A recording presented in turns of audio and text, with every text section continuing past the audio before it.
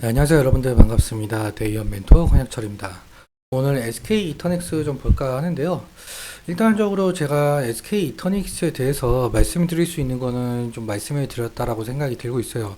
그래서 오늘은 이러한 말씀을 드렸던 부분들 좀 종합해서 다시 한번 복귀 형식으로 말씀을 드리려고 하고요. 그리고 오늘 이 주가적인 측면에 대해서는 어떻게 우리가 접근을 해야 될까라고 끝으로 말씀을 드리려고 합니다. 이러한 것들 같이 한번 확인해 보면서 천천히 얘기 나눠보도록 할 텐데요. 일단적으로 제가 좀 강조드리고 싶은 내용이 있어요. 그리고 SK 이터닉스 주주 여러분들, 그리고 이 영상 보시는 여러분들, 이 SK 이터닉스에 대해서 조금이라도 좀 궁금하신 점이 있다라고 하시면 꼭 댓글 남겨주시면요. 제가 아는 내용이라고 한다면 바로 말씀을 드리도록 하고요. 제가 모르는 내용이더라도 좀 시간이 걸리더라도 서치 이후에 말씀을 드리도록 할 테니까 꼭 댓글 남겨주시면 정말 감사할 것 같습니다. 그럼 SK 이터닉스 좀 보도록 할 텐데, 일단 SK 이터닉스 제가 지속적으로 말씀을 드리지만 SK D&D의 신재생 에너지 사업부만 인적 분할로 설립된 회사이죠. 올해 3월 말쯤에 좀 상장을 했었는데, 인적 분할이 뭐냐라고 한다면 쉽게 예를 들어보자면 케이크를 좀 조각조각 내가지고 다른 사람에게 그냥 공평하게 나눠주는 거예요. 그러니까 원래 있던 기업이 일부를 분리해서 새로운 독립된 회사를 만들고 기존 주주들의 지분율대로 신설 법인의 주식을 나눠 갖는 방식이죠. 그래서 인적 분할 같은 경우 주주 구성은 변하지 않고 회사만 이 수평적으로 나뉘어지는 수평적 분할이라고 할 수가 있겠고요. 여기서 주주가 사업회사 주식을 투자회사 주식으로 교환하면서 지배력을 강화시킬 수 있는 메리트가 있기 때문에 지주회사로 전환될 수 있는 기업들이 선호하고 있는 상황입니다. 이번 SK 이터닉스의 경우에는 조금 다른데요. SK D&D 같은 경우는 부동산 사업 매출이 상당히 높기 때문에 그러니까 SK 이터닉스와 다른 사업 부분을 하고 있어서 인적 분할을 결정을 하게 된 것이죠. 다음으로 그렇다면 SK 이터닉스가 하는 사업이 어떤 것들이 있는지 좀 살펴보자면 SK 이터닉스 같은 경우 이 풍력, 연료전지, ESS, 태양광 등 다양한 이 신재생 에너지 사업을 진행 중에 있는데요. 2024년 1분기 매출 비중을 확인해 보자면 신재생 에너지 사업 부분이 약 한 45% 정도 차지하고 있고 ESS 사업이 53% 정도 차지하고 있는 모습을 볼 수가 있습니다. 거의 그냥 5대5라고 생각을 해주시면 될 것 같고요.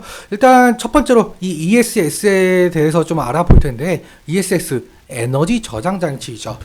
지금 현재도 이러한 그 주가 상승의 이유는 ESS에 대한 이슈였는데요. 어떤 이슈가 있었냐면 지금 현재 미국에서 이 ESS를 밀고 있다라고 한답니다. 이 세계 전력 시장 패러다임까지 바꿀 정도로 상당히 ESS 시장이 주목을 받고 있는 상황인데요. 앞서 말씀드렸다시피 ESS, 이 에너지 저장 장치라고 말씀을 드렸죠. 그러니까 안정적인 전력 공급의 핵심 역할을 맡고 있는데요. 주파수 조정, 부하 조정, 이 무정전 전원 이 세 가지 역할을 맡고 있습니다. 자세하게 보자면 이 전력 공급 계통에서 이 수요와 공급의 불일치로 생기는 주파수 변화를 표준 주파수로 맞춰주고요. 그리고 발전량이 많을 때는 전력을 저장했다가 발전량이 부족하면 전력을 공급하죠. 그리고 정전이 발생했을 때는 저장된 전기를 사용할 수 있도록 역할을 맡고 있고요. 여기 보시는 것처럼 지금 재생 에너지 발전량이 전력망에 연결할 수 있는 수준을 초과한다고 하죠. 그래서 전기를 받아줄 ESS가 필요하다면서 수요가 폭증하고 있는 상황입니다. 사실 SK 이터닉스의 경우에는 미국에 이미 진출한 바가 있어서 ESS 관련 이슈로 어느 정도 지금 수혜를 받고 있다라고 볼 수가 있겠고요. 그리고 다음으로 풍력에 대해서 말씀을 드리려고 하는데, 그러니까 신재생 에너지 사업 부분. SK 이터닉스의 IR 자료를 보시면 지금 전국 곳곳에서 신재생 에너지 사업을 진행 중에 있죠. 특히 이 풍력 부에 대해서 전력 생산이 상당히 많아 보이는 것으로 확인이 되고 있는데, 그러니까 다시 말해서 신재생 에너지 중 풍력 위주로 사업을 진행 중에 있다라고 볼 수가 있을 것 같아요.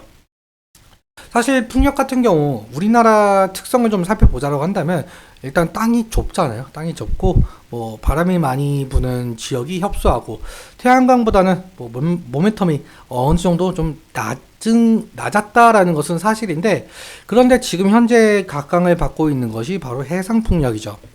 우리나라가 삼면이 바다이다 보니까 해상 풍력에 대한 모멘텀이 어느 정도 생겨 나가고 있는 것은 사실인데요.